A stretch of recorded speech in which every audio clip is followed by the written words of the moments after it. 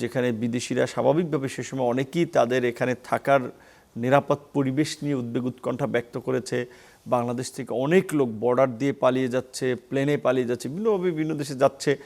ইউরোপের কিছু দেশ আপনার ইন্টারিম গভর্নমেন্টের প্রচেষ্টায় এখানে এসে ভিসা দেওয়ার ক্ষেত্রে সম্মতি হয়েছিল। শ্রমবাজার পুনরায় উন্মুক্ত করার ব্যাপারে একটা প্রত্যাশা রয়েছে এবং প্রধানমন্ত্রীর এই মালয়েশিয়া সফরকে ঘিরে এটাই এই সফরের সবচেয়ে গুরুত্বপূর্ণ দিক হিসেবে বিবেচনা করা হচ্ছে বা অন্যতম গুরুত্বপূর্ণ দিক। সেই ব্যাপারে কি ধরনের অগ্রগতি হয়েছে বা কি অগ্রগতি প্রত্যাশা করা যায়? প্রথমত একটা কথা বলা প্রয়োজন যে ধরেন মালয়েশিয়া আমাদের দ্বিতীয় শ্রমবাজার, সেই কারণে যেহেতু এই বাজারটা 2024 সাল থেকে বন্ধ, সে কারণে হয়তো মানুষের প্রত্যাশা যে প্রধানমন্ত্রীর সফরের মধ্যে দিয়ে এটা খুলবে বা এটা খোলা উচিত, এরকম একটা প্রত্যাশা। কিন্তু প্রধানমন্ত্রীর সফরটা তো আসলে প্রকৃত অর্থে শ্রমবাজারকে ঘিরে না বা শুধু শ্রমবাজারকে টার্গেট করেই না। বর্তমান সরকার দায়িত্ব নেওয়ার পর মাননীয় প্রধানমন্ত্রী প্রথম বিদেশ সফর করছেন এবং মালয়েশিয়াতে সেটা আমরা দেখেছি। মালয়েশিয়া থেকেও তাকে যে ওয়ার্ম ওয়েলকামিং দেওয়া হয়েছে এটা অসাধারণ। এটা আমরা এমনকি বাংলাদেশে একটা গানে মালয়েশিয়ার প্রধানমন্ত্রীর ভিডিও আপলোডও দেখেছি। তার মানে উনি সামাজিক যোগাযোগ মাধ্যমে বেশ সাড়া ফেলেছে, ইতিবাচক প্রতিক্রিয়া দেখেছি যে হাবিবের গানও নতুন করে আলোচনা আসছে আর কি। তো সময়ের সাথে সাথে দেখা দেয় নিত্য নতুন প্রয়োজন, রেডি থাকতে হয় প্রতি মুহূর্ত। তাই এলো ইনোভার, যেন আপনি লাইফে থাকেন রেডি প্রতিদিন। Innova, designed for now. উনিও কতটা আন্তরিক হলে এবং কতটা উপলব্ধি করলে আসলে আপনি দেখবেন যে বিভিন্ন দেশের রাষ্ট্রপ্রধানের সাথে বা এই ধরনের বাইলেটারাল মিটিংয়ে সাধারণত একবার একটা সোশ্যাল সাইট থেকে পোস্ট করা হয়, আর উনি দেখবেন একাধিক ইভেন্টের প্রধানমন্ত্রীর সাথে ছবি শেয়ার করেছেন। এর মধ্যে একটা দেশের প্রধান তার আন্তরিকতা এবং সামগ্রিকভাবে সেটা সেই দেশের সাথেই বাংলাদেশের সম্পর্কের জায়গাটা উপলব্ধি করা যায়। সেখানে ব্যবসা বাণিজ্যের খাত সম্প্রসারণ করা, আমাদের দেশের সাথে মালয়েশিয়ার যে জায়গাগুলোতে কাজ আছে, ধরেন শিক্ষাক্ষেত্রে, স্বাস্থ্যের জায়গা থেকে, জ্বালানির জায়গা থেকে, এমনকি আপনার বিশেষ করে বাংলাদেশের বর্তমান সরকার শুধুমাত্র গতানুগতিক ডিপ্লোমেসি না, বর্তমান সরকার দায়িত্ব নেওয়ার পথে তারা সাংস্কৃতিকভাবে বাংলাদেশকে তুলে ধরাও এটাও ডিপ্লোমেসির একটা গুরুত্বপূর্ণ পার্ট করছে। সেই হিসেবে দু দেশের ঐতিহ্যগত সাংস্কৃতিক জায়গায় যেভাবে কাজ করা যায়, ওভারঅল সব বিষয় নিয়ে আলোচনা হয়েছে। সেখানে একটা পার্ট ছিল বাংলাদেশের মানুষের যে পছন্দের একটা জায়গা, আর্থসামাজিক প্রেক্ষাপট কিংবা আবহাওয়াগত মিল, বিভিন্ন কারণেই মালয়েশিয়া যায়। সেখানে কিছু ইস্যু ছিল আমাদের দিক থেকেও, যেমন আমাদের সাথে যে পূর্বে যে এমইউটা পূর্বের গভর্নমেন্টের সাথে হয়েছে, ওই এমইউর দু একটি ধারা সংশোধনের জন্য আমাদের পক্ষ থেকে একটা দাবি ছিল আগে থেকেই, দুই দেশের জয়েন্ট ওয়ার্কিং কমিটি যখন আলোচনা করেছে। প্লাস হচ্ছে মালয়েশিয়ায় বাংলাদেশে থেকে যারা যায় সেই প্রক্রিয়াটা নিয়ে নানান ধরনের একটা কন্ট্রোভার্সিও আছে। সেই কন্ট্রোভার্সিগুলো কিভাবে দূর করা যায়, যেটা দু দেশের জন্যই যেন সম্মানজনক হয়।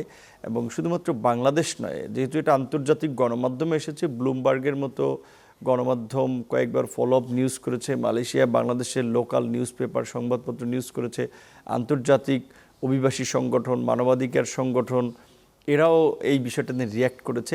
সো সেই ক্ষেত্রে আগামীতে বাংলাদেশ থেকে আমাদের যারা বাংলাদেশি যাবে তাদের যাওয়ার একটা ট্রান্সপারেন্ট সুযোগ, পাশাপাশি এখানে দুই দেশেরই যেন একটা সম্মানজনক একটা প্রক্রিয়া থাকে, মানুষ যেন স্বাচ্ছন্দ্যে যেতে পারে। এবং মালয়েশিয়ার প্রধানমন্ত্রী যেটা বলেছেন, ফ্রি অফ কস্টে তারা এই শ্রমিকদেরকে নেওয়ার ক্ষেত্রে, এই বিষয়ে আসলে কতটুকু আগানো যায়, ট্রান্সপারেন্ট করা যায়, দুই দেশের জয়েন্ট ওয়ার্কিং কমিটি আলাপ আলোচনা করে এমইউ কিংবা আদার্স আরও যেখানে সংযোজন বিয়োজন করা দরকার, এইটা এন্ডিং হওয়ার পরে হয়তো এটা ওপেন হবে। হয়তো এই আলোচনায় প্রধানমন্ত্রী অনেক কৌতূহল আপনারা শুনেছেন, কেউ বলেছেন নেপাল যাবেন, ইন্ডিয়া যাবেন, বিভিন্নভাবে মানে কৌতূহল থেকে বলেছেন।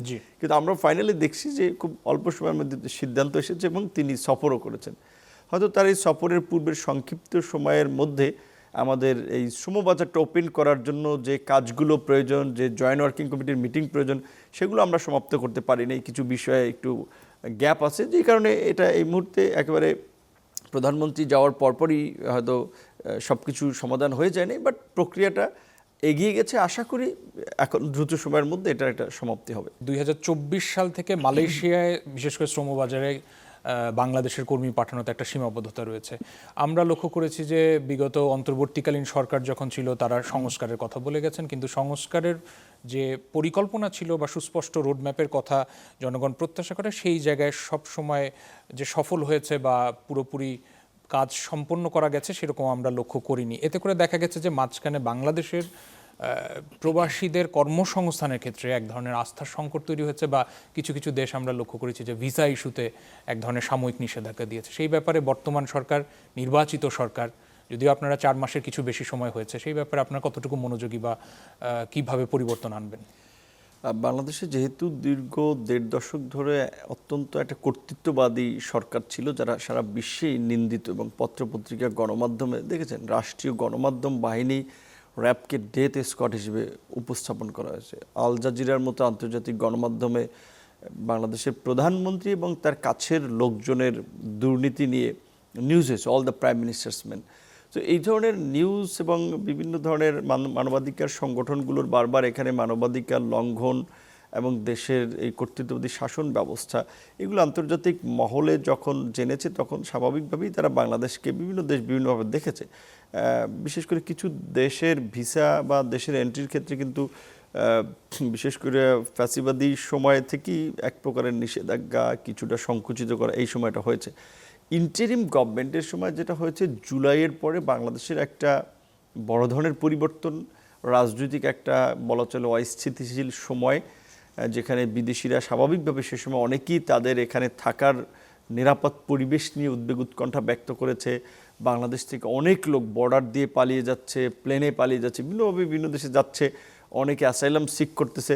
তো সেক্ষেত্রে এই সমস্ত প্রেক্ষাপটে তখন কিছু দেশ তাদের দেশে এন্ট্রির ক্ষেত্রে একটু রেস্ট্রিক্ট করেছে, এবং ইন্টারিম গভর্নমেন্ট যে কাজটা শুরু করেছিল তার ফলে কিছুটা এই প্রক্রিয়ার উন্নতি হয়েছিল। যেমন আমাদের আপনার ইউরোপের কিছু দেশ আপনার ইন্টারিম গভর্নমেন্টের প্রচেষ্টায় এখানে এসে ভিসা দেওয়ার ক্ষেত্রে সম্মতি হয়েছিল। মানে তারা আগে ইন্ডিয়া থেকে দিত, তো পরবর্তীতে এখানে কয়েকটা দেশ এখানে এসে ফরেন আমাদের যে একাডেমি, ওখানে এসে 4-5 দিন থেকে কিছু ভিসা ইস্যু করে একটা তারা উদ্যোগ নিয়েছিল।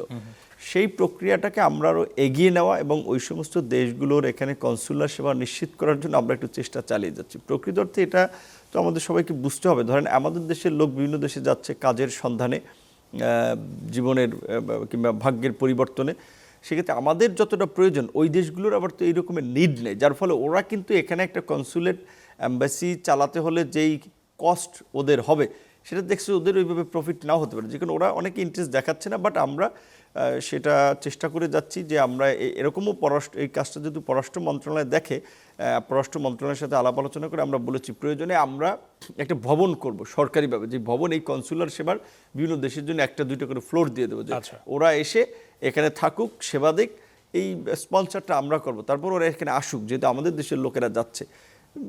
চেষ্টা চালাচ্ছি, দেখা যাক এখানে কতটুকু ইমপ্রুভমেন্ট অর্জন করা যায়। এখন যেহেতু আমাদের বাংলাদেশের পররাষ্ট্রমন্ত্রী জাতিসংঘের সাধারণ কাউন্সিলের সভাপতি নির্বাচিত হয়েছেন, এখন ফরেন মিনিস্টারেরও বলা চলে লেভেল থেকেও আরও কাজ করার একটা ব্যাপক সুযোগ তৈরি হয়েছে, এবং বাংলাদেশে একটা ঐতিহাসিক পরিবর্তনের পর একটা ইলেকটেড গভর্নমেন্ট, সেক্ষেত্রে আমরা বিভিন্ন দিকে অ্যাপ্রোচ করলে আমার মনে হয় একটা পজিটিভ রেসপন্স আমরা পাবো বিভিন্ন ক্ষেত্রেই।